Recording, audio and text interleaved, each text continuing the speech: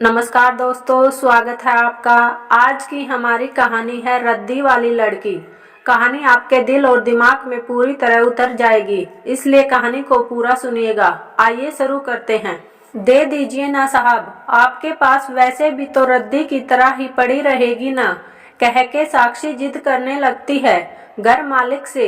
एक सावली सी खूबसूरत लड़की जिसका नाम साक्षी है, जिसकी उम्र कोई 14 साल है, जो रद्दी कागज और टूटे फूटे सामान खरीदने का काम करती है। घर मालिक कहते हैं, बिल्कुल नहीं, ये तू ले जाके किसी रद्दी में बेच देगी। और ये मेरी 12वीं कक्षा की किताब है, जब मैं स्कूल पढ़ता था। माना मेरी पढ़ाई पूरी हो गई है और शादी भी और बाल बच्चे भी, मगर मैंने अपनी स्कूल की यादों को अभी तक बचा के रखा है। साक्षी, बेहद अच्छी बात है साहब। वैसे मैं आपकी इस किताब को रद्दी समझकर नहीं, बल्कि पढ़ने के लिए मांग रही थी। घर मालिक, हाँ हाँ, मुझे तू पागल समझती है, ज्यादा बहस न कर, और जितनी रद्दी सामान मैंने तुझे दी है, इसे समेट और निकल जा, मगर इस किताब को तू भूल ही जा तो अच्छा है। साक्षी, आपकी इस बुक की मैं आधी कीमत दे सकती हूँ। घर मालिक, उम्र है बीते भर की और जिद देखो, जैसे किसी रियासत की राजकुमारी की तरह। तू इस बुक की आधी कीमत देकर फिर रद्दी में कितने में बेचेगी पागल? नुकसान तो तेरा ही होगा ना। साक्षी, जिम्मेदारियों ने नफा नुकसान का एहसास ही बुला दिया है। रही जिद की बात, तो जिंदगी के साथ हमने कुछ ऐसे समझौते किए हैं कि ना जाने कब मुझे हालात ने जिद्दी बना दिया, पता ही नहीं चला। आपकी बुक मैं खुद पढ़ने के लिए मांग रही थी, रद्दी समझकर नहीं, एक रोशनी समझकर। कल को कोई मुझे विद्वान बाई की अनपढ़ बहन बोल के उंगली ना उठाए मुझ पर। घर मालिक, इतनी छोटी उम्र में इतनी बड़ी और गहरी बात करती हो, फिर तुम स्कूल न जाके ये घर घर रद्दी उठाने का काम क्यों करती हो? घर मालिक की बात सुनकर साक्षी बेहद उदास हो जाती है। शायद उनकी बातों ने उसे पुराने दिन याद दिला दिए थे। घर मालिक, बताओ बेटी, क्या है तुम्हारी मजबूरी? क्यों करती हो ये काम, जबकि अभी तुम्हारी उम्र है स्कूल पढ़ने की, खेलने कूदने की, मगर इस उम्र में रिक्शा लेकर घर घर रद्दी उठाती फिरती हो। वजह तो होगी, मगर शायद बेहद ही गहरी। साक्षी कुछ देर बाद बताने लगती है अपने बीते दिनों की दास्तान। उस दिन मेरी 8वीं कक्षा का रिजल्ट था और मैं बेहद खुश थी, क्योंकि मैं अपने पूरे जिले में स्टार मार्क लेकर प्रथम आई थी। स्कूल प्रशासन की खुशी का ठिकाना नहीं था। हमारे क्षेत्र के एमएलए तक आए थे मुझे स्कूल में बधाई देने। उन्होंने तो यहाँ तक कह दिया था कि हम सरकार से अपील करके स्कॉलरशिप दिलाएंगे। मेरी सारी पढ़ाई की खर्चा तक की बातें हुई थी। मुझे उस दिन चांदी का मेडल दिया था खुद एमएलए साहब ने। मैं जल्दी जल्दी से घर पहुंचना चाहती थी अपने बाबा को खुशखबरी देने के लिए, क्योंकि मेरी कामयाबी का सारा श्रेय मेरे बाबा को जाता था, जो रात दिन मजदूरी करके मुझे पढ़ा रहे थे। माँ तो मेरे छोटे भाई प्रिंस को पैदा करने के कुछ महीने बाद बीमारी की वजह से चल बसी, जो मेरी एक अच्छी दोस्त और मेरे टीचर जैसी थी। पापा को स्कूल प्रशासन ने फोन पे बधाई दे दी थी। फिर पापा ने जिद की कि वह मेरे साथ बात करना चाहते हैं। हम कुछ देर खामोश रहे बाप बेटी। इतने खुश थे हम बाप बेटी की सबद ही उस वक्त खामोश से हो गए थे। मैं रो रही थी खुशी से और उधर मेरे पापा भी रो रहे थे मेरी खुशी में। वह आखिरी शब्द आज भी मुझे याद है मेरे पापा के, ये मेरी परी, मेरी गुड़िया, कर दीना अपने पापा का सिर ऊंचा। चल जल्दी से घर आ जा, मैं छुट्टी लेके निकलता हूँ घर की ओर। मैं दौड़कर भागी घर की ओर। तब तक मेरा भाई जो नर्सरी में पढ़ता था वह आ चुका था। मैं भाई को जबरदस्ती गोदी में उठा के खुशी से नाच रही थी, मगर पापा अब भी नहीं पहुँचे थे। शाम को हमें हमारे पड़ोसी ने खबर दी कि पापा अस्पताल में जख्मी हैं। मैं रोती हुई भाई को लेकर अस्पताल की तरफ भागी, मगर हमारे पड़ोसी ने हमसे झूठ बोला था। पापा तो वहीं अपना दम तोड़ चुके थे जहां उनका एक्सीडेंट हुआ था। एक शराबी ने पापा को खिलौने की दुकान से निकलते वक्त अपनी गाड़ी से उड़ा दिया था। सामने गाड़ी से पिचकी हुई मिठाई के डिब्बे थे। एक खूबसूरत सा स्कूल बैग था जो मैंने 1 साल पहले पसंद किया था, मगर पापा को नहीं कहा था खरीदने के लिए, क्योंकि मुझे घर की हालत का पता था। मगर वह मेरा मार्गदर्शक, मेरा पागल बाप शायद मेरी चाहत को मेरी आंखों में पढ़ लिया था। मैं बहुत रोना चाहती थी, इतना कि जमीन वालों से ज्यादा ऊपर वाले से शिकायत करने का मन था।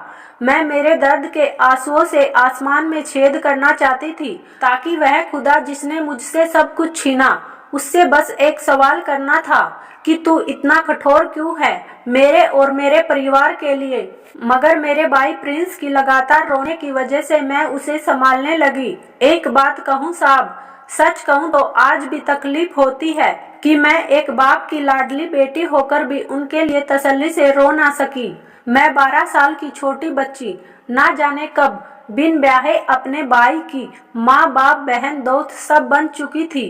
मेरी ख्वाहिशों की जगह जिम्मेदारियों ने अपना आशियाना बना लिया था। मेरे पापा के अंतिम संस्कार में वह लोग क्यों नहीं आए जिन्होंने मेरी कामयाबी में जोर शोर से मदद करने की बात कही थी। हम दोनों भाई बहन साथ नहीं पढ़ सकते थे, किसी एक को पढ़ना था और मैंने अपने भाई प्रिंस को चुना।